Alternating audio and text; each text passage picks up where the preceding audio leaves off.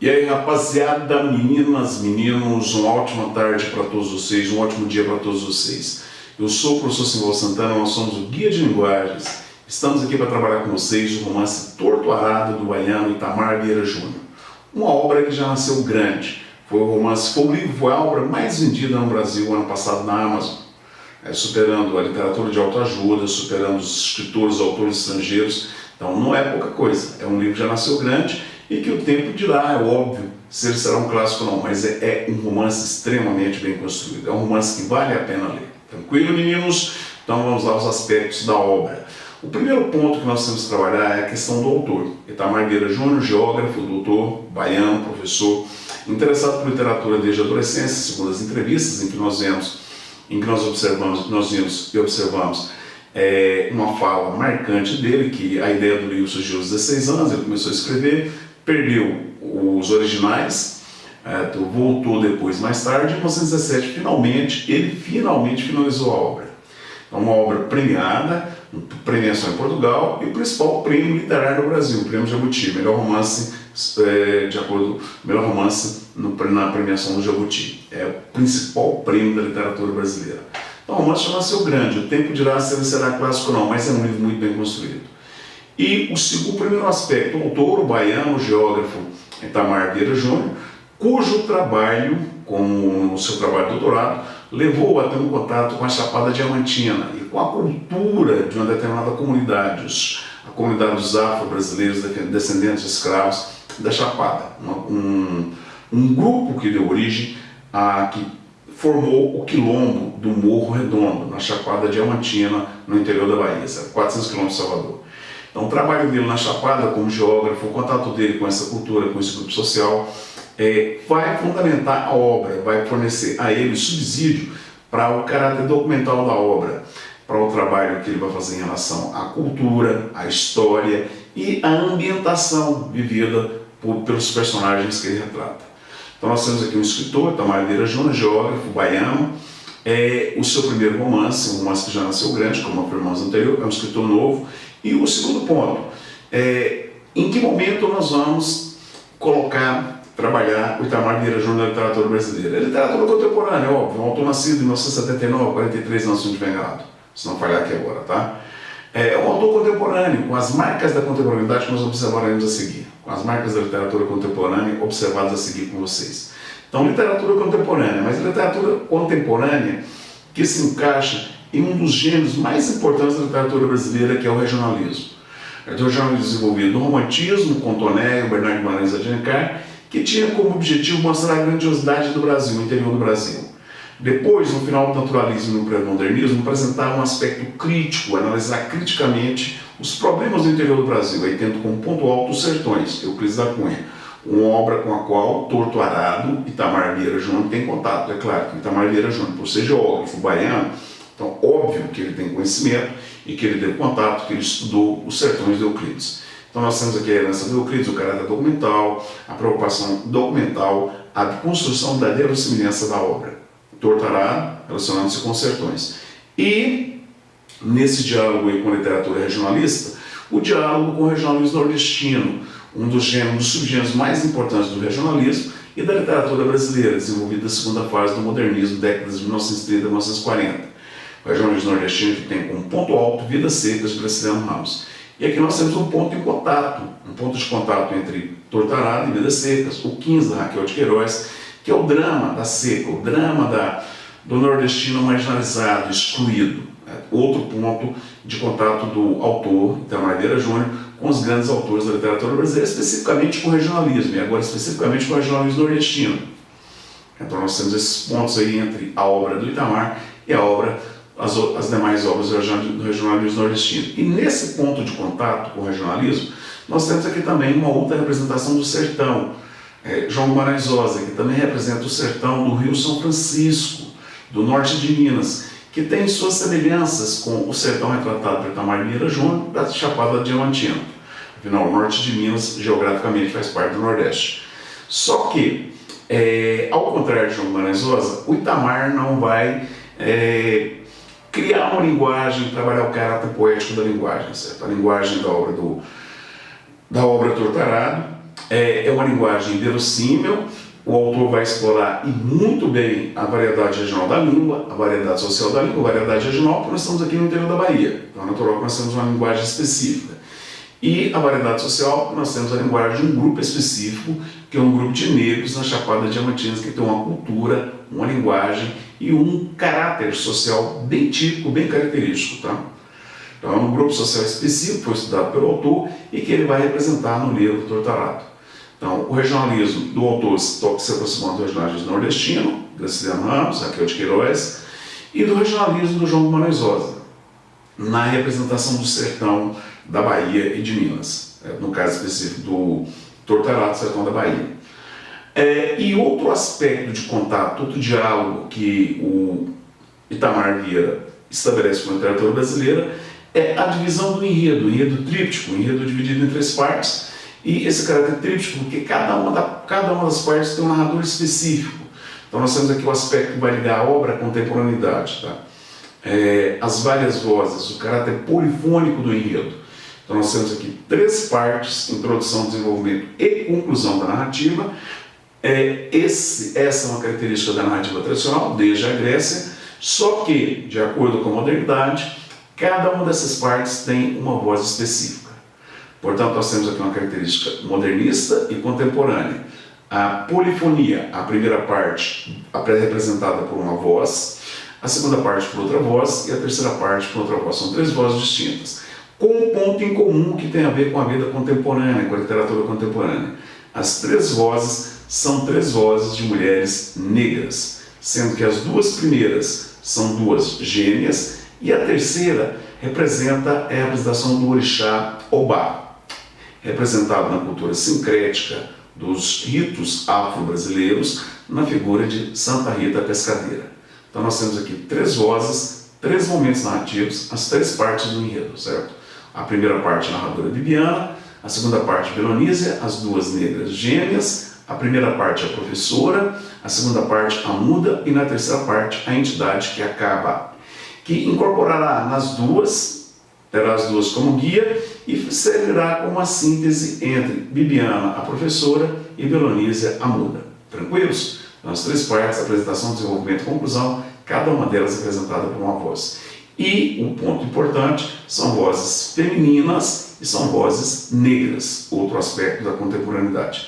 Então, visto com vocês o autor, a linguagem, o momento em que ele se coloca na literatura brasileira, o papel do narrador, as características do narrador, trabalhando com vocês agora aspectos culturais, os valores humanos e o contexto em que a obra se insere. Então nós temos uma obra aqui que vai abranger a segunda metade do século XIX, a segunda metade do século XX, 50 anos pós a abolição da escravidão. Então nós temos aqui 1930, 1938, e que vai percorrer toda essa parte aí até o final do século XX. Tá? Nós não temos propriamente marcações cronológicas de ano e ano, mas nós temos evidências desse contexto. Tá? Nós temos aqui, por exemplo, a questão da substituição do trabalho escravo pela mão de obra, que também é explorada. Tá? Os filhos descendentes de escravos que vão trabalhar nas fazendas em troca de um quintal para poder fazer plantação de subsistência, batata doce, inhame, um pouquinho de feijão, criar alguma criação, galinha, talvez no máximo um porquinho, e que ainda tem o desprazer de ver a sua plantação, a sua produção ainda ser tomada pelos patrões. Então os patrões dão a ele um quintal, com o direito de ele fazer uma produção de subsistência, e em troca ele vai trabalhar. Ele vai trabalhar para poder pagar aquele quintal que ele tem com aquela casa de barro mal levantada, que o tempo vai se encarregar de derrubar e de destruir. É uma situação bem análoga à situação da escravidão.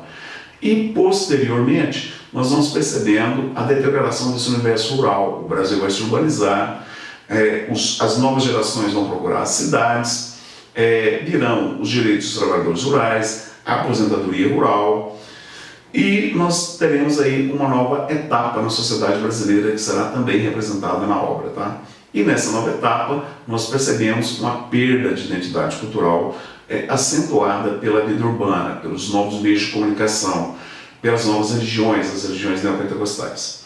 Então, nós temos várias evidências na obra: urbanização, a chegada da eletricidade, dos direitos dos trabalhadores rurais, a aposentadoria rural, os trabalhadores começam a se aposentar, alguns mudam para a cidade, para as periferias, o surgimento das religiões neopentecostais, os moradores da zona rural que começam a ter sua moto, sua geladeira, já começam a fazer parte da vida na cidade, a construção de escolas no universo rural, que são marcas do final do século, já do final do século XX.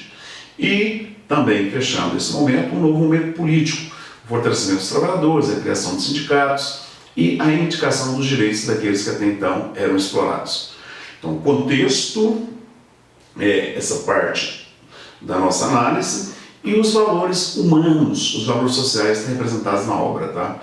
Nós temos aqui a questão dos valores sociais, os valores da cultura dos afrodescendentes, dos negros, dos pretos, trazidos na voz de um intelectual preto, o Itamar Vieira Júnior, que dá voz a personagens negros, afro-brasileiros, pretos e principalmente mulheres negras. Então é muito importante esse aspecto, tá? É um valor social inquestionável, incontestável e muito válido nas nossas produções contemporâneas. Nós temos aqui no livro, não só na obra do Itamar, nós temos aqui na obra da Conceição Evaristo e da Carolina Maria de Jesus, por exemplo. Os negros se representando, a voz dos negros, a voz dos afro-brasileiros, sendo apresentada por eles mesmos. Esse é um aspecto muito importante da literatura contemporânea brasileira. Valores sociais apresentados, a representação da cultura negra e a representação da cultura de um recorte específico da cultura negra. A cultura negra da Chapada Diamantina, que tem características específicas, por exemplo, lá nós temos uma variação no candomblé, um rito específico, o jaré, com a representação do encantado, o encantado que incorpora na figura do seu Zeca, chapéu grande, na figura da miúda, a Santa Rita Pescadeira incorpora na miúda. E a figura dos gêmeos, uma transposição dos ibejis, os gêmeos do candomblé, os gêmeos da cultura africana trazida pelos escravos, e que aqui no Brasil, num processo de sincretismo, vão se fundir com os santos da Igreja Católica, São Cosme e São Damião, e que serão relidos, serão representados numa releitura na obra pelas duas gêmeas que narrarão as duas primeiras partes do livro, Bibiana e Belonísia. Da Bibiana e Belonísia é uma releitura dos gêmeos ibejis da cultura afro, trazida para o Brasil pelos escravos, aqui relidas no candomblé, na figura dos santos São Cosme e Damião, e na obra do Itamar, nas duas mulheres. Na origem são homens, agora nas duas mulheres, Bibiana e Belonísia. Tranquilo? Então nós temos aqui os valores sociais da cultura negra, o resgate da cultura negra dos quilombos, dos quilombolas, uma cultura que estava se perdendo na contemporaneidade. Mas devido ao reconhecimento do quilombo, consequentemente essa cultura é resgatada. E no livro o resgate dela se dá pela figura da professora Bibiana, a narradora da primeira parte da obra. Valores humanos importantes que a obra trabalha. Desde a exploração do trabalhador, a marginalização do sertanejo, representada antes por Euclides da Cunha e os Sertões e Graciliano Ramos em Vidas Secas, até a questão da exploração do trabalhador na contemporaneidade, do trabalhador que é escravizado, a mão de obra escrava, tão constante no universo rural do Brasil e muitas vezes no universo urbano. E óbvio que essa situação análoga à escravidão afeta principalmente a população negra.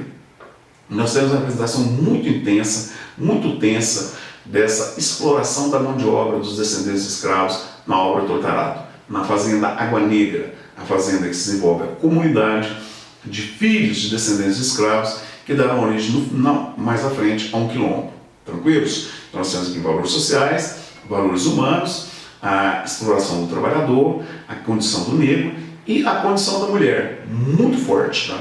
O silenciamento da mulher, o pagamento da mulher, visto de maneira concreta, a mulher que é reprimida, a mulher que é objeto do homem e não só do branco, da elite, mas também ali dentro do livro dos seus iguais. Nós temos aqui essa questão da Maria Cabocla, que é espancada, violentada por seu homem, da Donana, a avó das gêmeas, que é espancada e maltratada por seu homem, e ela também presencia esse homem violentando a filha, por esse motivo ela vai matá-lo. E nós temos no decorrer da obra o silenciamento metafórico da gêmea Belonísia, porque ela vai perder a língua, ela corta a língua. Então ela é muda no sentido literal e silenciada no sentido metafórico. Mas é esse silêncio que começa a desaparecer, porque são pessoas que começam a ter voz, começam a se manifestar e começam a questionar, construindo o seu espaço de pertencimento na sociedade brasileira. Então nós temos aqui a condição do trabalhador, a condição do negro, a condição do afro-brasileiro, do descendente de escravo, a condição da mulher negra. Valores humanos, valores sociais representados na obra.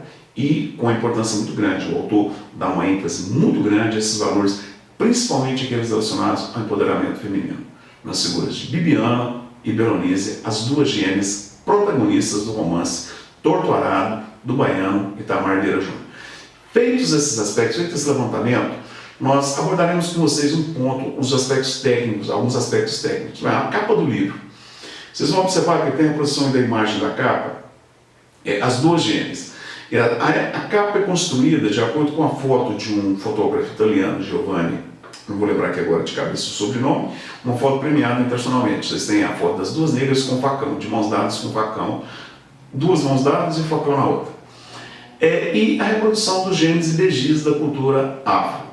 Então a capa dialoga com os genes e begis do candomblé e com a fotografia do italiano, a fotografia premiada internacionalmente. O título Torto Arado remete a uma expressão do livro Marília Dirceu, do Tomás Antônio Gonzaga. A expressão está na Lira 14, é o momento em que o Tomás Antônio Gonzaga convida a Marília, o pastor Dirceu convida a Marília para aproveitar a vida, antes que o tempo gaste toda a beleza, porque a vida foi traçada por um torto arado. Então nós temos aqui o caráter metafórico.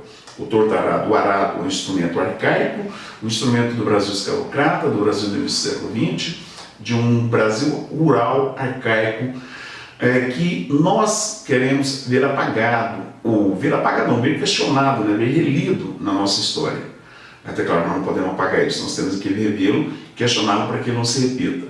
Até porque essa exploração do trabalhador rural na época ainda acontece hoje. Então, o torto arado remete aqui ao universo arcaico, o universo envelhecido do Brasil, o universo rural. O arado é um instrumento de trabalho do Brasil arcaico, do Brasil rural. E o torto arado, o arado é um instrumento de trabalho que cortava a terra para o plantio. Mas a linha de corte do arado, ela nunca era retilínea, ela nunca era linear. As sementes não eram plantadas, portanto, numa linha contínua. As linhas eram tortas. Deus escreve certo por linhas tortas. A nossa vida não é linear. A nossa vida também, o curso da nossa vida também é delimitado, é traçado por um torto arado. É o caráter metafórico do título. Tá? Abordados esses aspectos, o título, a linguagem, o narrador, o autor, os narradores, o autor, as narradoras, o autor, os valores humanos, os valores sociais representados, o caráter regionalista da obra, o aspecto universal, a miséria humana, a exploração do ser humano, a escravização da mulher, a mulher como objeto, o ser humano como objeto, a reificação, a objetivação do ser humano, a reificação da mulher, a objetivação da mulher, que são valores universais. A ambientação, a paisagem, o cenário regional, os problemas trabalhados são problemas típicos da sociedade brasileira, mas são conflitos, são dramas que também são universais. Daí a dimensão, o grau de importância que o livro Torto Arado adquire nesse momento na literatura brasileira, atingindo ou estando já num patamar bem próximo ao que estão Fogo Morto, Vidas Secas e a obra de João Guimarães Rosa. Ok, meninos? Na sequência eu farei com vocês um breve resumo do enredo e faremos a conclusão de nosso trabalho. Tranquilos? Então vamos lá, a continuidade com o resumo do enredo. Abraço. E aí, rapaziada, meninas, meninos, retomando com vocês Torto Arado e Itamar Vieira Júnior, trabalhando com vocês agora o enredo. O livro, o romance Torto Arado, tem a divisão tradicional do enredo, uma divisão que é feita desde a Grécia. Quando Aristóteles teorizou a construção das narrativas, aquilo que ele chamou de fábula, já havia divisão em três partes: apresentação, desenvolvimento e conclusão. A apresentação do espaço, do espaço, do tempo dos personagens, a apresentação do conflito. A segunda parte, o desenvolvimento do conflito, e na terceira parte, o desfecho. Então, tranquilo, a questão da dialética, premissa maior, conclusão, tese, antitese, síntese. Apresentação, desenvolvimento e conclusão. Então a divisão em 3 partes não tem nenhuma novidade. A novidade aqui está no fato de que cada uma das partes tem uma voz. Cada uma das partes tem uma voz narrativa. Então são 3 narradores. E melhor, são 3 narradoras. Então esse aspecto é um aspecto que dialoga com a narrativa tradicional, mas que atualiza essa narrativa. Tá? Esse é um aspecto muito importante da literatura contemporânea. O autor trabalha 3 vozes, as várias vozes, a polifonia, que é um aspecto introduzido lá nas vanguardas, lá no início do século XX, pelas vanguardas, o cubismo especificamente, e que é ampliado, amplificado durante todos os séculos XX e XXI. Então o autor trabalha 3 vozes narradoras, cada uma das partes com uma das vozes, com uma voz, e especificamente vozes femininas. Isso aí representa uma atualização da fábula, uma atualização da narrativa. Tranquilos? Na primeira parte nós temos como ponto de partida da narrativa, nós temos aqui as narradoras, as 2 primeiras partes narradas pelas gêmeas, a Bibiana e a Belonísia, as 2 já adultas, as 2 já maduras, vão retomar de forma cronológica, o andamento do livro é cronológico, ele inicia com a infância das 2 e inicia-se com um fato trágico, um fato já marcado por uma situação de clímax, um fato tenso. As 2 crianças estão na casa, elas são filhas de Zeca Chapéu Grande e Salu. Os pais estão trabalhando, elas ficam aos cuidados da avó já velha. E a avó que está no quintal, já não tem condições mais de cuidar das meninas. As meninas, aproveitando o descuido da avó, vão ao baú da avó, à caixa da avó, e mexem e encontram um punhal. Um punhal embrulhado em um pedaço de pano manchado de sangue. E as 2 brincam com o punhal. Uma passa o punhal pela língua, faz um pequeno corte, a Bibiana, e a Belonísia corta a língua com o punhal. Então tem toda aquela tragédia, a dona Ana chega com o grito da Bibiana, com toda aquela bagunça, com sangue, vai chamar os pais vêm, as meninas são levadas à cidade. Nós temos aqui um veículo, tá, que inclusive ajuda a delimitar o tempo da obra, o contexto histórico da obra, o tempo histórico da obra. Uma rural, que era um veículo da Ford, e um veículo muito comum no interior do Brasil, nas roças, nas fazendas, certo? Nas décadas de 60 e 70. A rural é um dos primeiros veículos de locomoção da população rural. Então o gerente da fazenda, o Sutério, a fazenda pertence à família Peixoto, ele tinha leão rural. A fazenda tem vários moradores, que são os filhos, os descendentes de escravos, descendentes de negros, que moram ali e que trabalham em troca de um quintal e uma pequena plantação, o direito de plantar para subsistência. Então as meninas cortam, esse primeiro fato trágico, achar o punhal, encontrar o punhal, uma corta, faz um pequeno corta a língua e a outra corta a língua. A Bibiana e a Belonísia, que vai ficar muda. É o primeiro fato.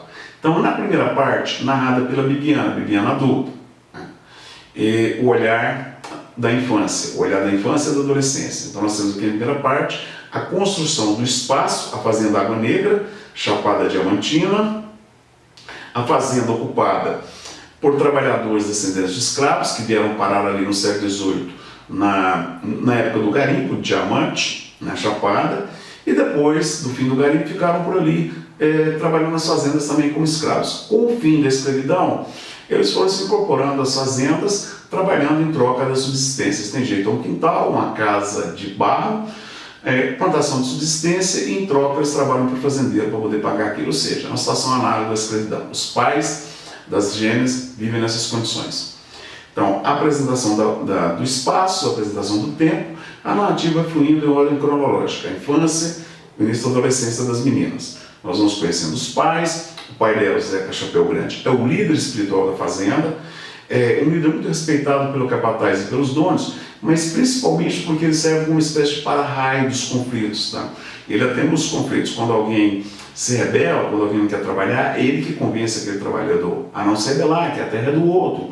É um discurso de passividade representado por Zeca Chapéu Grande. Ele é o líder religioso, mas o seu papel de liderança é uma liderança passiva. Ele não questiona e ele não se propõe uma transformação radical daquela situação. E é ele que comanda a espiritualidade, ele é o líder cultural do grupo que mora ali na fazenda e nas imediações da fazenda. Toda uma população negra. E é na sua casa que acontecem os trabalhos, o trabalho do jaré. O jaré é um rito derivado do candomblé, específico da Chapada Diamantina. Então, o Zeca Chapéu Grande incorpora as divindades, incorpora os orixás. E há uma outra figura, uma viúva, que também nas principais celebrações, São Jorge, Santa Bárbara e São Cosme e Damião, ela também incorpora a entidade de Obá, o orixá das águas turvas dos rios, protetor dos pescadores, na figura de Santa Rita Pescadeira, nessa questão do sincretismo das regiões afro com catolicismo. Então, na primeira parte, nós temos toda a apresentação da família, das meninas, das gêmeas, a apresentação do pai dela como uma liderança espiritual, uma liderança cultural, uma liderança natural entre os moradores da fazenda, respeitado pelo capataz e pelos donos da fazenda, a família Peixoto. E na segunda parte nós temos também algumas apresentações, por exemplo, de outras gêmeas, as duas meninas ainda crianças, entrando na adolescência, e as gêmeas Crispina e Crispiniana. E elas viveram um conflito que será um espelho de um conflito vivido pela Bibiana e pela Belonísia. A disputa do amor do mesmo homem. A Crispina e a Crispiniana se apaixonam pelo Isidoro, que está noivo de um e tem casos com a outra, e acaba vivendo com as duas.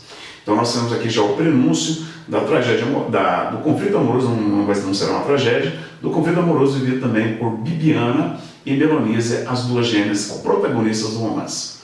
Porque quando elas se tornam mocinhas, muda-se para a fazenda um irmão da mãe, e esse irmão da mãe tem um filho chamado Severo.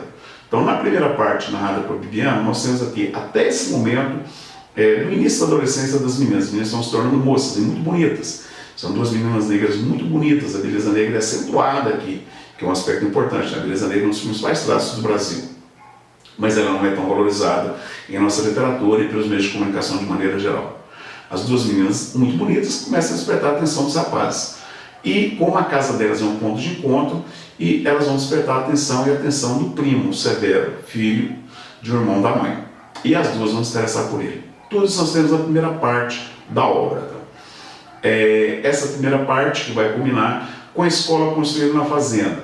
O Zeca Chapéu Grande, pai das meninas, atende de um prefeito, o prefeito cura um mal de que ele sofre e o prefeito, em troca, promete construir a escola que será realizada. Bibiana tem um grande interesse, porque a Bibiana quer se tornar professora e porque ela sabe que a história deles não é contada, a história deles é negada, é apagada, é contada nas escolas apenas a história dos brancos.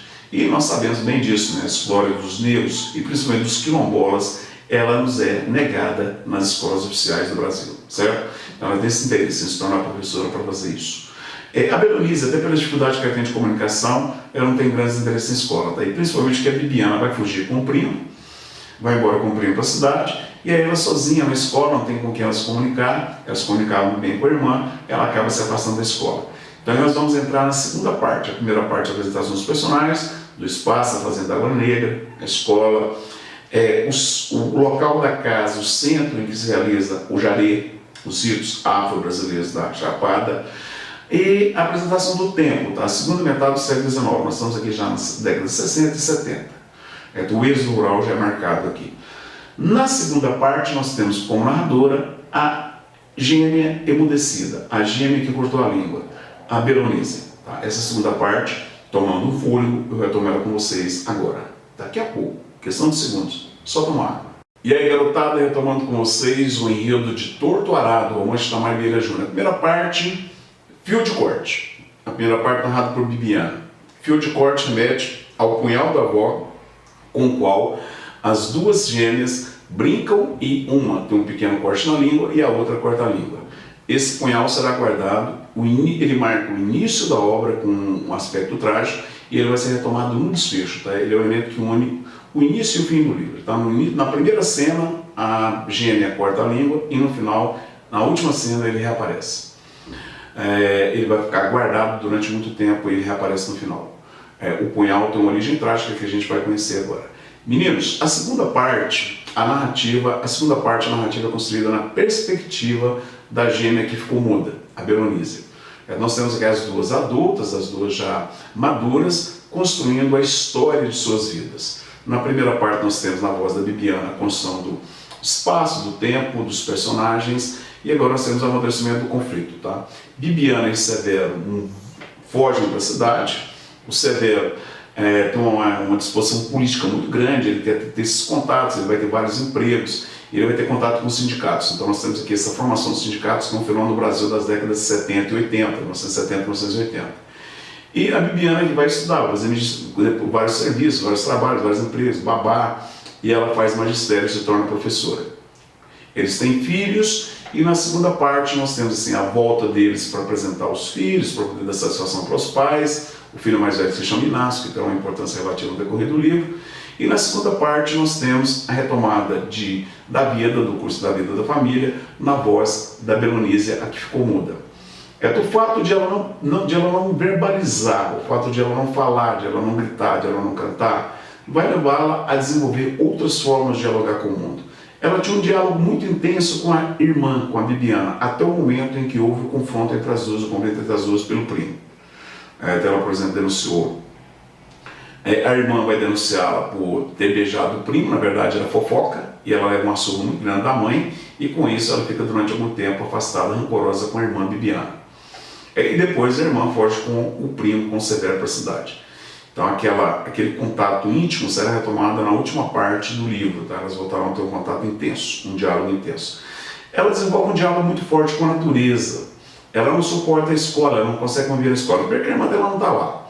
E segundo, porque não interessam a ela a maneira como a abordagem do professor não interessa a ela. Até aquelas histórias que a professora conta, o hino nacional, os heróis brancos da elite, tal, isso não interessa a ela. E ela sofre bullying. Por isso ela sai da escola, certo? E ela começa a acompanhar o pai, e acompanhando o pai, que tem um contato muito forte com a natureza, o pai domina a natureza, domina as ervas, os momentos de plantar, de colher, de pescar, etc, etc, ela vai aprendendo essas questões e vai tendo um contato muito grande. Então ela tem uma dedicação muito grande que permite a ela e a cidade com a exploração dos elementos da natureza, dos buritis, do dendê, para poder levar a massa do buriti e do dendê para poder vender na cidade. Então ela gosta disso e ela faz isso bem. Ela tem um contato muito intenso com a natureza. Ela vai se tornar uma moça bonita. Então, pelo olhar dela, nós vamos conhecer a origem do pai. Do pai que morava em outra região, o pai que era filho da Dona Ana, era o único filho homem, a Dona Ana já tinha, era o filho da primeira união da Dona Ana, a Dona Ana já estava em outra. Então ele se torna rapaz e ele desaparece um dia. Todo mundo fica extremamente preocupado e ele é encontrado na mata, protegido por uma onça. Então nós temos aqui o desencadeamento espiritual do Zeca. Ele nunca mais será o mesmo, porque foi protegido pelos orixás, o orixá da caça, Oxóssi. Ele foi guardado por Oxóssi. E a mãe percebe nele ali um contato com a espiritualidade, um contato que a mãe negou e que ela vê agora no filho. E o filho decide ir embora. Então o filho vai trabalhar na fazenda da Maneira, prometendo à mãe que um dia ele voltará para reencontrá-la. A segunda irmã dele, Carmelita, se torna moça. A mãe já está no terceiro homem. E de repente a mãe descobre que aquele homem está violentando, espancando a filha. Ela percebe a filha triste, a filha com muitas marcas, e um dia ela flagra o homem dela, mãe, violentando a filha, a Carmelita. E a mãe tinha praticado um pequeno delito algum tempo antes. A mãe roubou um punhal muito bonito de um visitante na fazenda. Causou um mau problema, todo mundo procurando quem havia praticado o ato, ninguém descobriu, ela guardou o punhal. Então ela vai usar esse punhal, fruto de um delito, para praticar outro delito. O homem dela gostava muito de pescar, ele ia atrás de pescar com uma garrafa de cachaça e ficava até a noite. Um dia ela vai seguindo, um dia muito escuro, ela segue, e ela vai encontrar um homem bêbado dormindo na margem do rio. Então ela vai degolá-lo, enfiar a pedra nos bolsos da roupa do homem e jogá-lo ao rio. Ele vai desaparecer. Depois ela comunica que ele foi embora sem comunicar nada, sem avisar nada. A filha foge e não aparece mais na história. E depois o filho, o Zeca Chapéu Grande, vem buscá-la, ela vai morar com ele. Tá? Ela nunca teve a coragem de incorporar, de deixar as divindades cavalgar. O filho sim, o filho incorpora.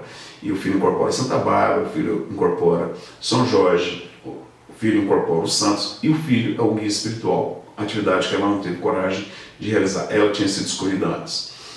Ou ela vai morar com o filho. Então a Dona Ana, a avó, é uma figura importante. Tá?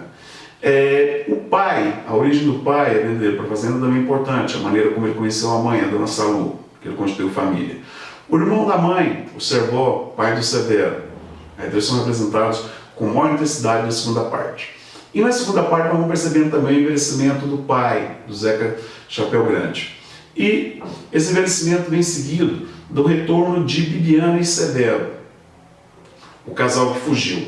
Eles voltam com os filhos, a Bibiana volta com o propósito de dar aula, de ensinar ali para o seu povo a sua cultura, a cultura do seu povo, a história do seu povo que é negada pela escola oficial do governo.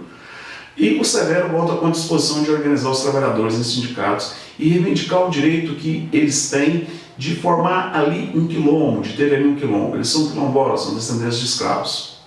Aí o Severo volta agitando. Enquanto o sogro dele é vivo, ele não tem um papel tão forte, tão intenso, até porque a autoridade do sogro, do Zeca Chapéu Grande, sobrepõe-se a dele. Mas com a morte do sogro, claro, o sogro já está velho, com a morte do sogro, o Severo se impõe como uma liderança entre os trabalhadores. E ele começa a movimentar a criação do sindicato, começa a movimentar a luta pelo reconhecimento do território da fazenda maneira como um quilombo. A fazenda, o antigo dono da fazenda da família Peixoto morreu, a fazenda foi vendida para um empresário com uma visão moderna, ele quer transformar a fazenda em uma empresa. Ele quer, portanto, nesse novo modelo não cabem ali aquelas pessoas que viveram ali a vida toda. Ele proíbe, por exemplo, a utilização do antigo cemitério, e ele começa a incentivar os moradores a ir embora. Nós temos aqui, nesse novo momento da história do Brasil, a criação dos direitos dos trabalhadores rurais, a criação da aposentadoria rural, então os mais velhos vão conseguindo aposentar, alguns mudam para a cidade, a chegada da eletricidade, todas as referências às décadas de 1960, 70 e 80. E o Severo vai liderando o processo, mas é um processo em que tem dissidência, porque tem muitos que não concordam com ele, tem muitos que são passivos. Ele consegue convencer vários de que eles podem ser agentes transformadores da realidade deles, mas muitos são passivos. E nessa passividade já entra a interferência das igrejas evangélicas. Nós temos aqui a presença das igrejas neopentecostais já interferindo no processo, certo? Então nós temos essa divisão, o Severo se firmando com a parcela, com uma liderança muito importante, e no momento crucial em que ele está reunindo os documentos para poder não só criar o sindicato, mas para que a comunidade seja reconhecida como quilombo, ele é assassinado. Então na segunda parte nós temos o retorno do Severo, a morte do pai, Zeca Chapéu Grande, e o assassinato de Severo pelo novo fazendeiro. O fazendeiro que quer que os moradores vão embora da fazenda, que quer transformar a fazenda em empresa e que não quer aquele povo morando ali mais, que eles atrapalham mais do que ajudam a fazenda agora. Com a morte do Severo, a narrativa toma um outro rumo, e esse outro rumo é a parte 3 da obra. Primeira parte na voz da Bibiana, segunda parte na voz de Belonise, as duas gêmeas. A terceira parte na voz de Santa Rita Pescadeira, o orixá Obá, o orixá dos pescadores, numa adaptação da cultura jari da Chapada Diamantina. Então nós iremos a ela agora na sequência. Garotada, meninos, retomando com vocês Tortoará do Itamar Vieira Júnior. Tranquilos? Nós estamos trabalhando em enredo, agora nós vamos entrar na terceira parte. Retomando com vocês aqui, a primeira parte, fio de corte, acentua a infância, o início da adolescência das meninas até o momento em que a Bibiana vai fugir com o primo Severo. A primeira parte acentua, tem como ponto de partida a cena trágica do corte pelo punhal da língua, um pequeno corte na língua da Bibiana, e a Belonise que corta a língua perdendo a voz. Esse punhal vai reaparecer na segunda parte. Na segunda parte, a narrativa é construída pela perspectiva, pela voz da Belonise. Não se esqueça essa questão da polifonia. A primeira parte Bibiana, a segunda parte Belonise. A primeira parte é a professora, a segunda parte é a muda. Tranquilos? A primeira parte a professora tem domínio da linguagem verbal, a segunda parte a Belonise tem domínio da linguagem não verbal. Ela tem um diálogo muito forte não verbal com as pessoas e com a natureza, ela vai desenvolver isso.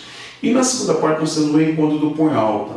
Na segunda parte a Belonise se torna moça e ela vai morar com Tobias. Tobias é um trabalhador da fazenda que pede ao pai para que eles morem juntos. Ela vai morar, mas a reunião dos dois fracassa, porque ela não pode ter filhos. Ela é um objeto do Tobias e o Tobias queria filho, e ela não pode ter. Então isso provoca o desinteresse de Tobias, que cada vez mais começa a beber até a morte. E ela, quando está arrumando as coisas de Tobias, ela encontra o punhal.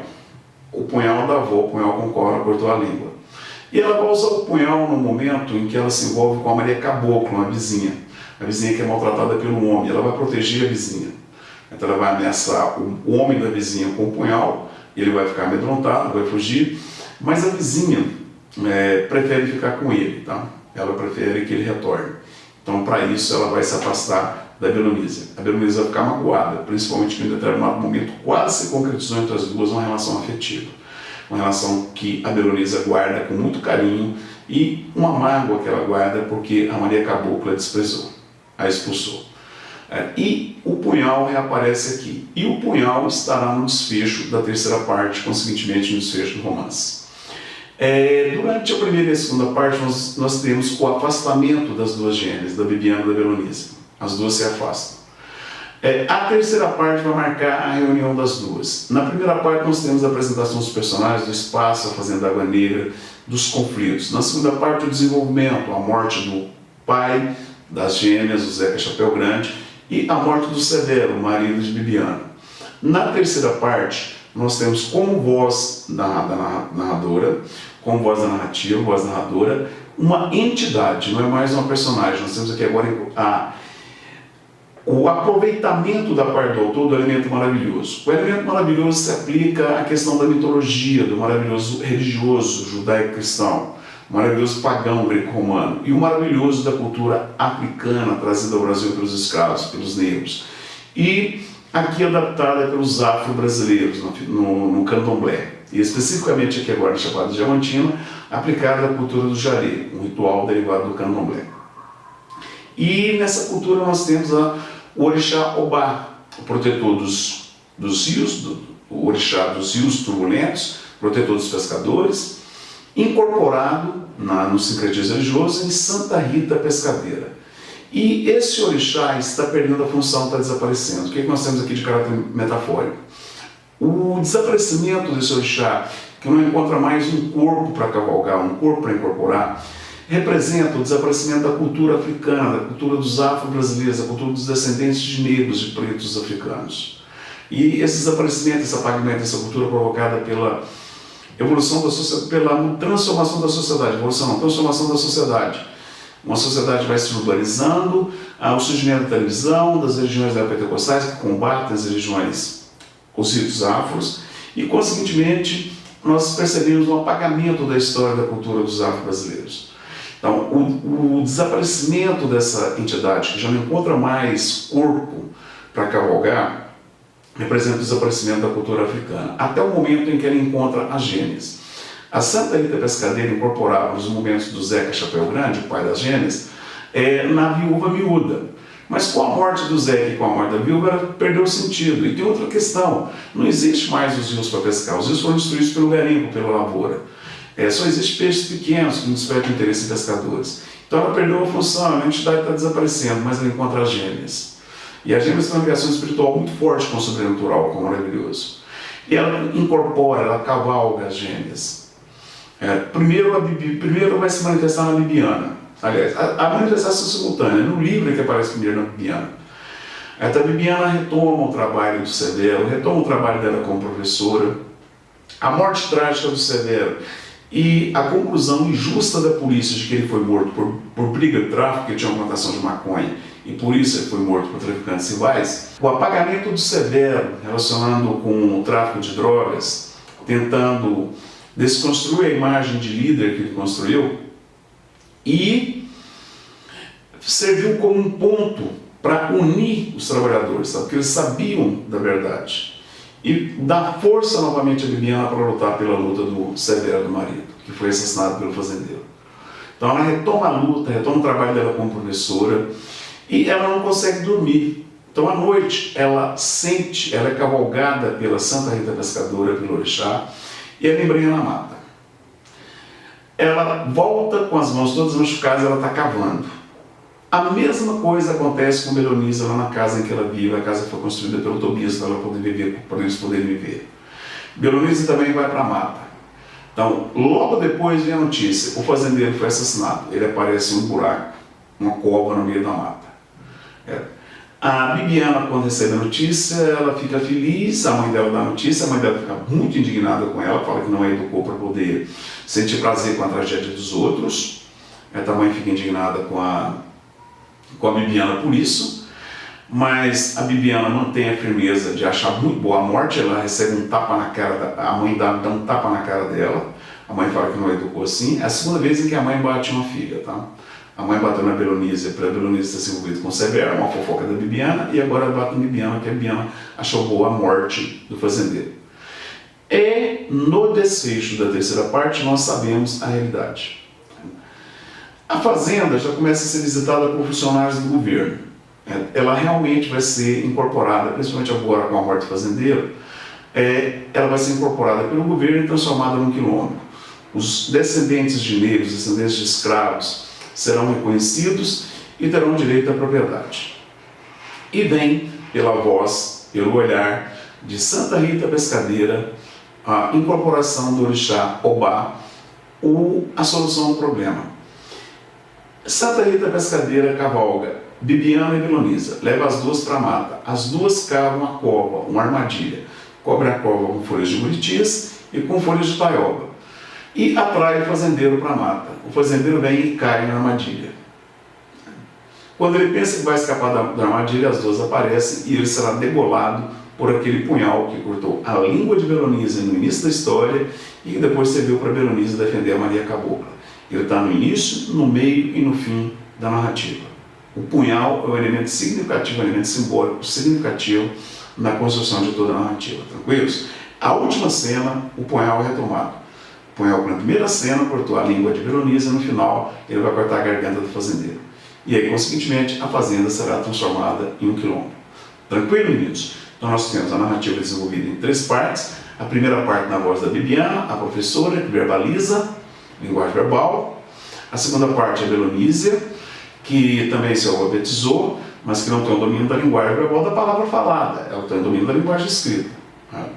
E na terceira parte, a incorporação de um elemento maravilhoso, a entidade Santa Rita Pescadeira, que narra, porque incorpora as duas irmãs e reúne as duas irmãs por um objetivo comum, que é eliminar o fazendeiro. Eliminado o fazendeiro, a sua esposa fica louca, vai embora para a cidade, eles enfraquecem e com isso abre espaço para o governo transformar a fazenda Água Negra em um quilombo.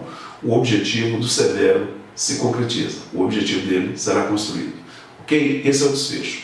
Nós trabalhamos com vocês o autor, o momento literário da literatura contemporânea, as características da obra, as marcas da contemporaneidade, principalmente a questão das 3 vozes. Cada capítulo em uma voz. E voz de negras, e principalmente a última parte, que é a voz de uma entidade do rito jaré, um rito típico da chamada Chapada Diamantina. O que isso significa? O autor está dando voz a quem não tem voz. É um autor negro, dando voz ao negro e trazendo para o leitor, em um livro que teve uma repercussão muito grande, trazendo para o leitor uma história que não pode ser esquecida, que não pode ser apagada. A história dos negros quilombolas. A cultura dos negros quilombolas. Tranquilos? A importância do livro, um dos fatos que torna o livro importante é exatamente esse. Dar voz a quem não tem voz. Ok, meninos? Bons estudos, muito sucesso para vocês. Eu sou o professor Silval Santana, nós somos o Guia de Linguagens. Não se esqueçam, se inscreva no nosso canal, curta o nosso canal, porque no nosso canal nós temos várias questões envolvendo o Enem, envolvendo literatura, envolvendo cultura de maneira geral, ok? Um abraço para todo mundo, bons estudos e uma ótima semana a todos vocês.